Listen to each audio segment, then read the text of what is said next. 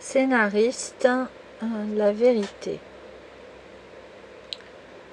Comment parler de cette profession qui est hyper importante dans la réalisation, qui n'est pas obligatoirement nécessaire si on fait une œuvre patchwork basée sur l'image et le son, mais qui est quand même au centre d'un intérêt cinématographique.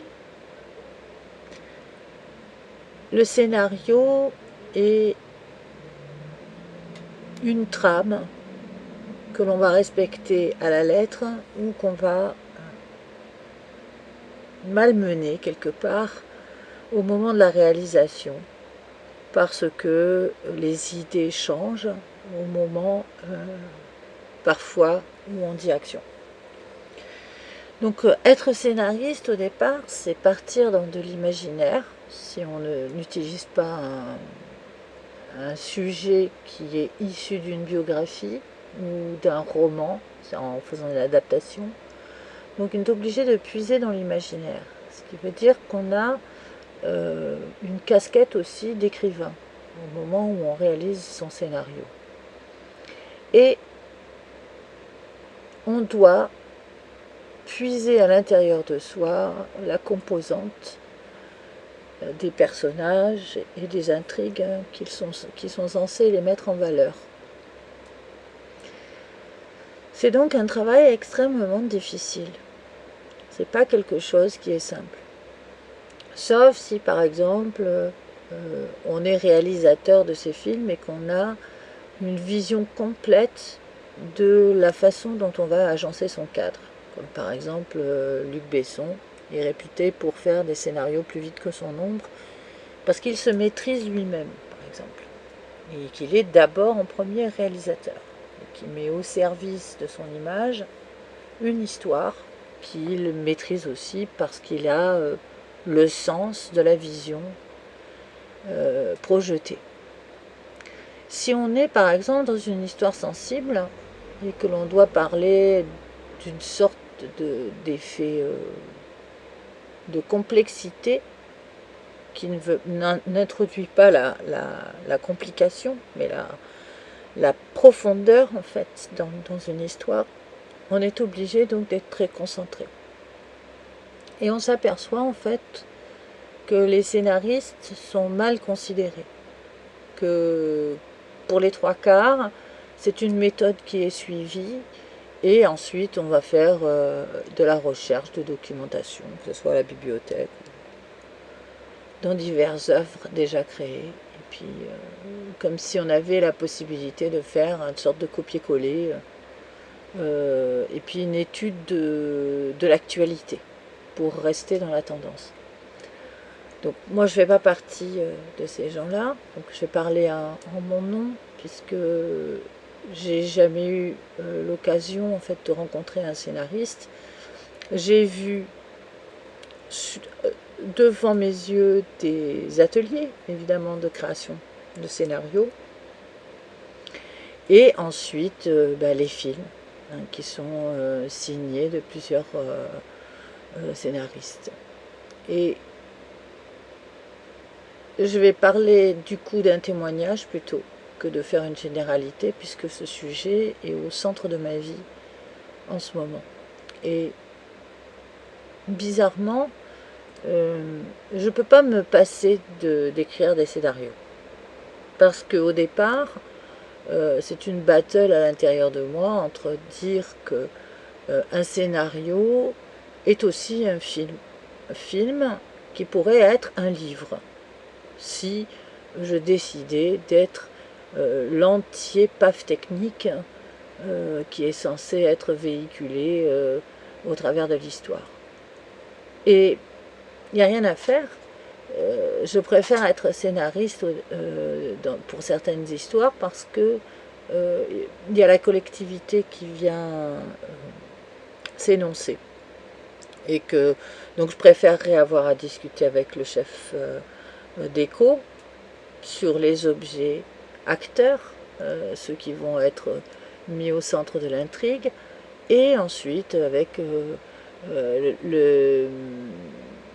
le chef costumier pour savoir quels sont les vêtements qui vont être aussi la qualité générée pour augmenter la perception du personnage. Et je m'aperçois que cette profession contient quelque chose qui a été développé en fait à la période romantique. C'est-à-dire une sorte de spleen, de fièvre qui s'empare en fait face à une matière qui est générée par l'inconstance. Cette inconstance ne devrait pas exister à notre période, puisque on devrait être assuré de pouvoir réfléchir un monde sans être perturbé de cette réflexion, sans avoir la sensation d'être en train de traverser du vide. Parce que les professions cinématographiques sont une sorte de régulation maintenant dans notre société. Ce n'est pas un acte comme ça qui sort comme ça de nulle part. On est concret dans la société. Et pourtant, le scénariste reste dans l'ombre. Il est caché derrière, là-bas, au fond, dans la cave. Et il doit sortir de son trou pour arriver jusqu'à la lumière et se faire considérer par la réalisation qui le consacre. Et c'est là où c'est extrêmement difficile à vivre. On ne peut pas être dans une perception de sa vie aussi simplement qu'il est de raconter une petite histoire, ou quand on a juste l'occasion de raconter une histoire, ou juste la disposition en fait à s'aventurer plutôt en tant qu'écrivain. On est coincé parce que, comme l'a dit Pirandello dans ce personnage en quête d'auteur, nous sommes harcelés quelque part par les personnages. Lorsque l'on écrit pour le cinéma, il y a un effet volumique, on va le retrouver aussi dans l'acte d'écrire un livre, c'est qu'on est harcelé par les personnages que l'on crée. Ce harcèlement, il n'est pas physique, il est simplement que la nécessité de la création d'une histoire est aussi justement de l'intérêt public. Et que le fait que ça soit d'intérêt public, ça veut dire que l'on va augmenter par l'histoire sollicitée et exprimée un mieux-être pour un plus grand nombre. Et qu'on est donc tenu de faire cette histoire. Et on se dit, je suis tenu de rien, normalement je suis libre de mes actions, je ne suis pas obligatoirement obligé de faire ce scénario ou de continuer à faire ce scénario. Je peux aussi arrêter de faire ce scénario. Et on ne peut pas. On ne peut pas, on est coincé, on est obligé de faire le scénario. Et on est obligé d'amener ces personnages à exister. C'est-à-dire qu'on est tenu de rigueur, quelque part, d'amener un scénario à la bonne destination, coûte que ça prenne un 6 mois, 1 an, 7 ans, 8 ans, 10 ans, 15 ans, 20 ans. On doit amener le scénario à bon port. Ce qui est évidemment une profession difficile, parce que on encense les films, mais pour arriver à faire un film, c'est la croix et la bannière. Les gens ne considèrent pas que le scénariste est celui qui doit être le premier à défendre un film. Il faut que ce soit le réalisateur qui défende le film. C'est ça, lui qui énonce un peu à quelle sauce va être développé le scénario. Alors évidemment, il y a des histoires mythiques de scénarios qui se partent à Hollywood et qui sont évidemment remaniés par les studios d'Hollywood. Donc on sait déjà d'entrée que le scénariste n'est pas reconnu dans son œuvre, qu'il est simplement celui qui attrape une histoire et qui ensuite va être relégué au rang de figurant en fait dans le projet. Et donc, pourquoi est-ce qu'on ressent ce besoin d'être scénariste? Au départ, la nourriture première semble être la réalisation. On veut réaliser un film. Pour réaliser un film, on veut écrire un scénario. Donc moi, je me suis retrouvée dans ce cas de figure. Et ce qui est terrible dans ma vie, puisque là, je suis vraiment dans le témoignage, c'est que j'ai environ une trentaine de films en gestation. Et 30 films, c'est une bonne carrière. C'est une carrière honorable. C'est pas une grande carrière, c'est pas un nombre... il y a des personnes qui en ont fait beaucoup plus, mais ça reste quand même une assez grande carrière. Dans ces 30 films, pas tous sont la représentation d'un univers que je veux assumer seul, par exemple. Je me dis, ce scénario, je l'ai écrit pour telle personne. J'ai construit toute la structure, l'infrastructure du scénario, pour cette personne. Donc, en fait, c'est une création pour un tiers. Et je regarde ce scénario et je vois le temps qui passe et je me dis, ce scénario est toujours bankable, pourquoi ai-je une difficulté à entrer en contact avec mes semblables, c'est-à-dire les professions qui ont les pleins pouvoirs pour générer la stabilité autour d'une histoire et lui donner du crédit. Et en fait, on va s'apercevoir que l'auteur est le problème. Il ne faut pas être l'auteur, il ne faut pas être créateur de quelque chose.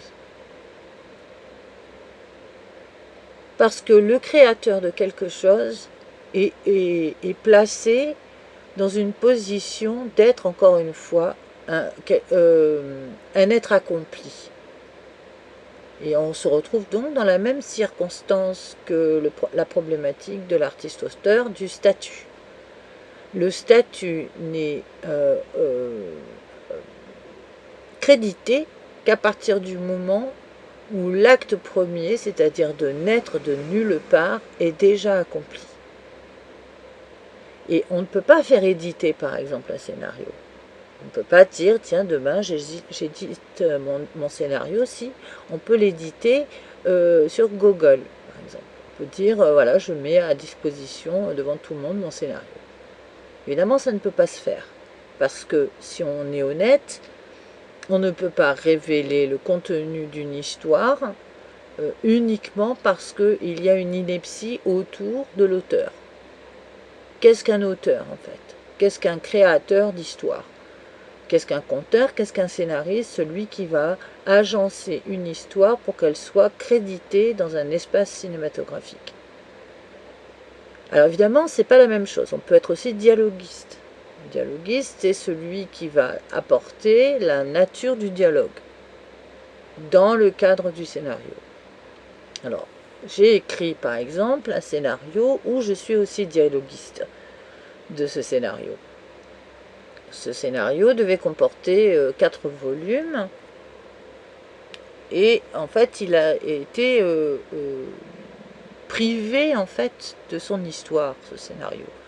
Donc j'ai été obligée de le mettre dans un placard et de le laisser tranquillement faire sa vie et de mettre de côté en fait tout le dynamisme littéraire et l'ingéniosité des inventions qui m'étaient disposées pour faire les 4 autres volumes, pour ne pas être absorbé par l'œuvre et être tyrannisé au point de ne plus savoir comment gérer une œuvre qui n'a pas réussi a percé en mon nom, mais qui a réussi à percer dans le nom d'autres personnes. C'est-à-dire qu'en gros, l'intérieur de ce scénario a été utilisé par d'autres. Donc je me suis dit, c'est difficile donc d'être à nouveau dialoguiste, puisque le dialogue est la concrétisation en fait d'un mouvement de la pensée des personnages. Donc j'ai décidé de faire des scénarios sans dialogue. Et de procéder à faire en sorte que cet univers qui est développé à travers l'histoire contienne des éléments énigmatiques pour pouvoir avoir aussi une sécurité au niveau de l'histoire et de pouvoir aussi bouger dans cette histoire au fil des années qui passent. Puisque un scénario n'est pas entièrement fini, il n'est jamais fini un scénario. On peut toujours venir rajouter un petit truc. Et donc j'ai fait à peu près voilà, une trentaine de scénarios en me disant je réalise ce qu'on appelle la première architecture de ces scénarios pour concrétiser la carrière que j'aurais pu avoir. Ainsi donc, à mes yeux, le travail était développé comme une vérité. Et je me suis dit, le jour où je rencontrerai des personnes qui ont un goût pour la création, un respect aussi des auteurs, alors à ce moment-là, j'ouvrirai ce qu'on appelle la structure de ces histoires et je remplirai avec de la complexité, mais dans un cadre plus agréable, puisque il y a des histoires, comme par exemple celle que je suis en train d'aboutir, puisque je suis tyrannisée en ce moment par 5 scénarios. Ces scénarios sont hyper intéressants, ils apportent tout l'intérêt en fait d'y réfléchir, puisque quand j'écris un scénario, en général, je m'intéresse à quelque chose qui est en correspondance avec le mythe. Puisque je me suis enclenchée à nouveau à l'écriture, alors que j'avais été quand même assez traumatisée, il faut le dire, d'avoir été spoliée d'un droit de reconnaissance à travers une œuvre, et que soi-disant, il fallait que je prenne ça comme la logique du monde, un peu, hein, d'être volé comme ça dans son travail. Eh bien, c'est en regardant une émission animée autour de Lévi-Strauss. Et Lévi-Strauss parlait du mythe. Et dans la façon dont il s'exprimait, il disait, il ne plaçait pas les artistes au centre du mythe. Alors il était très foisonnant en fait de préceptes, mais il considérait que les valeurs sûres étaient plutôt l'architecture. Et je me suis dit, mais c'est normal qu'il réagisse comme ça. C'est normal qu'il ne mette pas en fait le monde de la culture au centre du mythe, mais plutôt des pensées philosophiques, etc. Et donc je me suis dit, ça c'est intéressant de rentrer en fait dans la matière du mythe, comme avait fait la mythologie, les contes de la mythologie, pour réanimer en fait le désir des gens à être, à considérer leur existence, à se sentir dans leur existence et à puiser de la matière dans l'imaginaire que proposent justement les auteurs. Donc on quittait en fait la sombritude d'un documentaire qui était principalement sur le devant de la scène, puisque lorsque l'on écrit une histoire, en général, on essaye de se rapprocher le plus de la réalité, ce qui finalement est une erreur. À mes yeux, c'est une erreur, puisqu'on ne peut pas être dans la narration d'un fait réel avec la même matière que la réalité. On est obligé donc de détourner la réalité et d'apporter une considération à cette vérité qui est issue de la réalité et de trouver la vérité de l'œuvre. Pour ça, il faut donc romancer quelque chose. Il faut accepter de rentrer dans une vérité qui est d'amener une histoire d'un point A à un point B. Chose qu'on n'a pas dans la réalité du tout. On part d'un point A, on ne sait jamais où est le point B. On ne va jamais vers une direction précise, sauf lorsqu'on fait un trajet avec un véhicule. Donc c'était difficile de trouver quelque chose qui pouvait apporter une infrastructure à la période là maintenant, celle qui est complètement chamboulée et qui montre que nous sommes en train de déstructurer en fait la matière qui compose l'ingéniosité, la curiosité, la capacité de distanciation, etc. Et donc qui est en train de ruiner l'abstraction. Et je me suis dit, donc c'est vrai que c'est comme ça qu'il faut lutter. Il faut lutter avec l'écriture cinématographiée. Et donc, la profession de scénariste était donc celle qui pouvait permettre de remanier une forme afin de réenchanter un univers.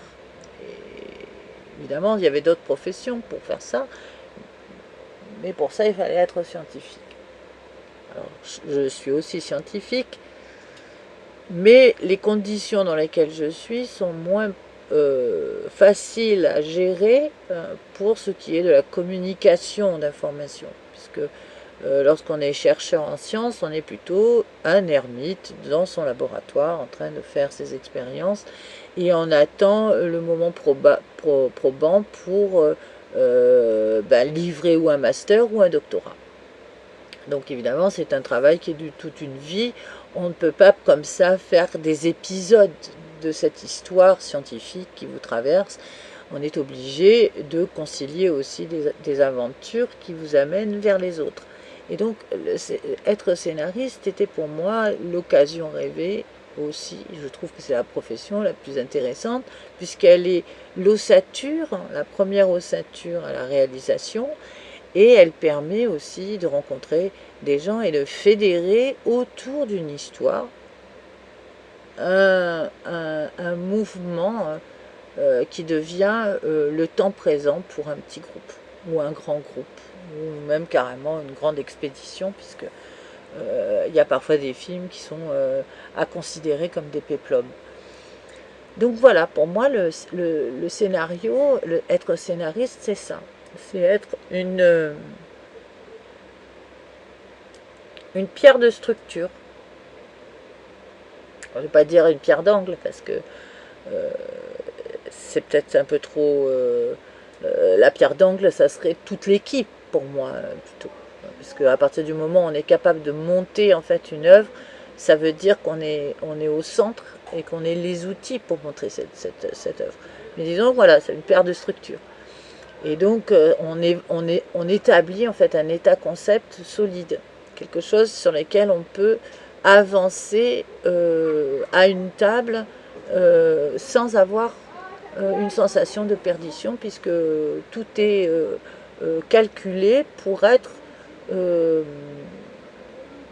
énoncé comme un tapis roulant un peu s'énonce sous vos pas.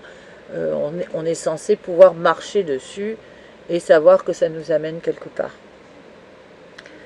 Et finalement, on s'aperçoit que les gens de la profession ont une frilosité face aux scénaristes. Les gens de la profession ont confiance dans le réalisateur, pas dans le scénariste. Et là, ça a été difficile pour moi de réaliser ça. Donc finalement, le meilleur ami du scénariste, c'est le producteur. À partir du moment où on rencontre un producteur qui a confiance dans votre capacité, alors à ce moment-là, les problèmes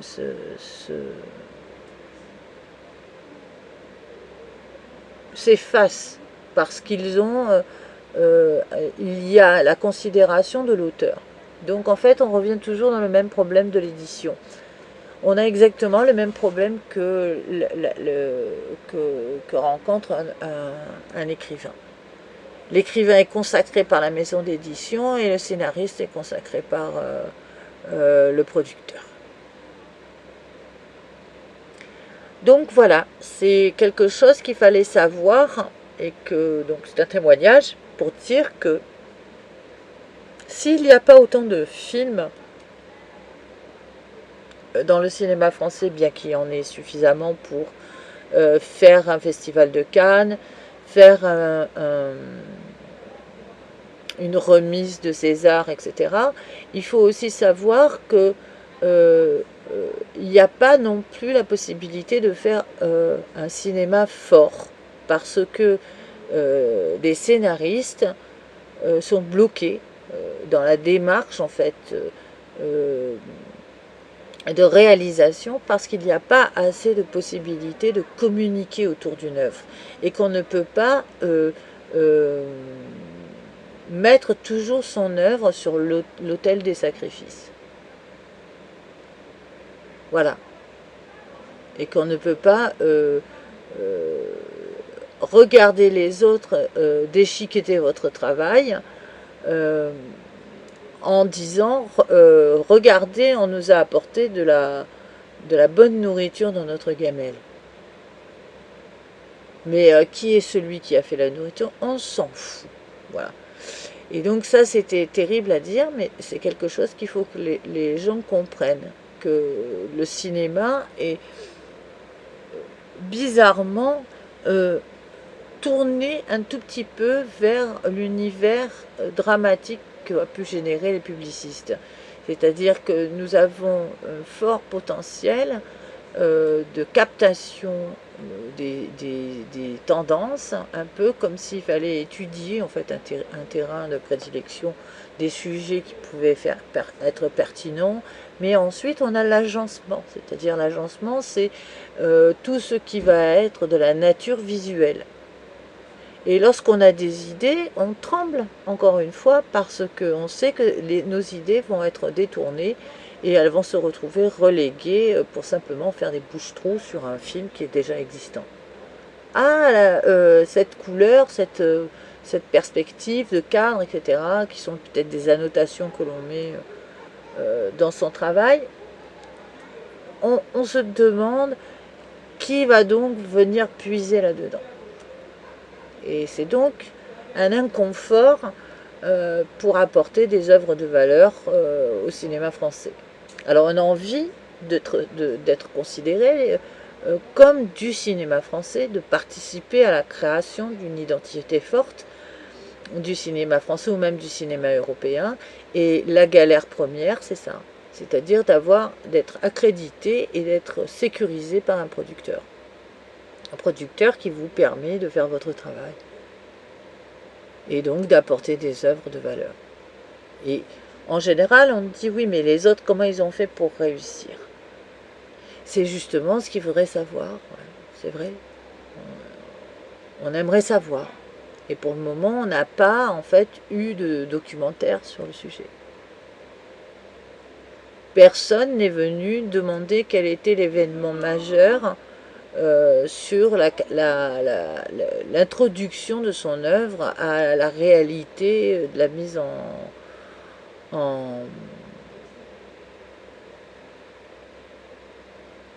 en réalité par la réalisation de l'œuvre. Donc il y a très peu de renseignements sur ça. Alors, il y a évidemment les exercices qui sont issus d'écoles, puisque maintenant il y a beaucoup d'écoles de cinéma, donc il y a des groupes qui se font. Il y a des familles, comme par exemple Guillaume Canet, qui a réussi à faire son clan, en fait. Et on voit que presque tous les réalisateurs ont fait leur scénario, et qu'ils ont construit, en fait, leur famille.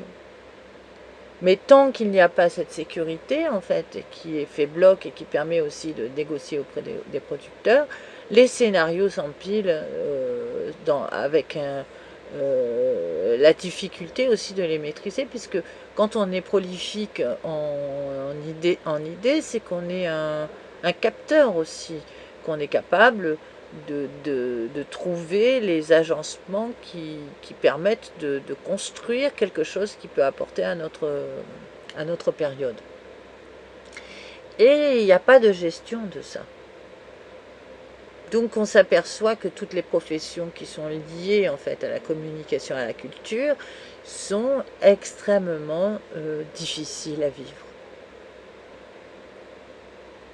Et je ne trouve pas ça complètement juste en France.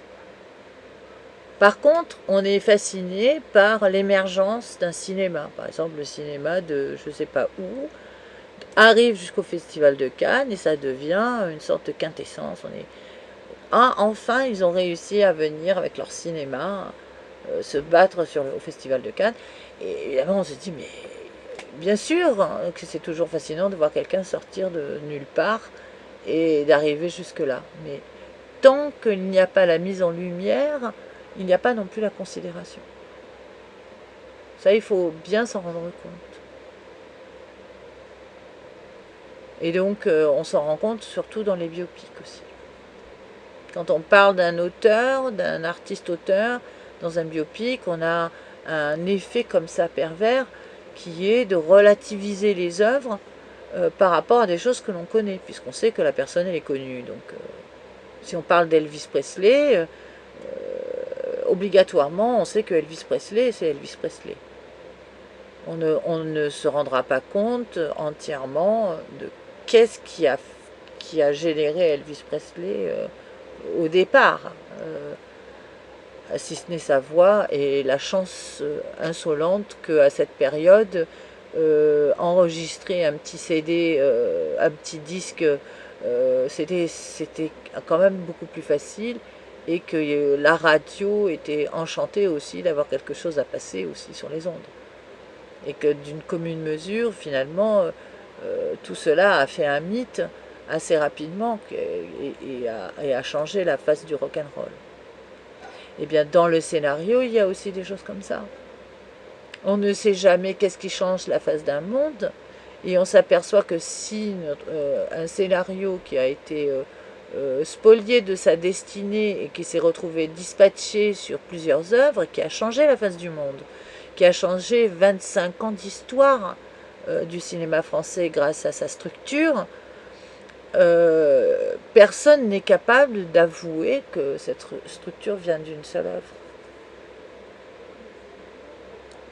Et l'on voit cet effet pervers qui est de l'inscription d'une vérité, qu'un scénario était réellement bankable, et qu'il était donc bien de notre génération, et qu'il était même en sécurité une des œuvres majeures de la génération.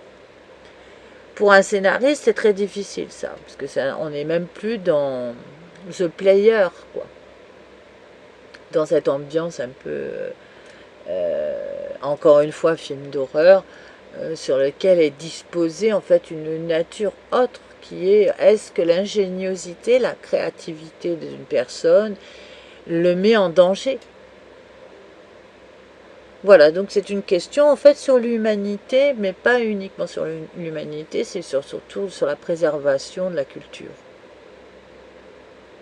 Et il n'y a rien à faire, on ne peut pas se batailler soi-même son espace sans avoir une communauté.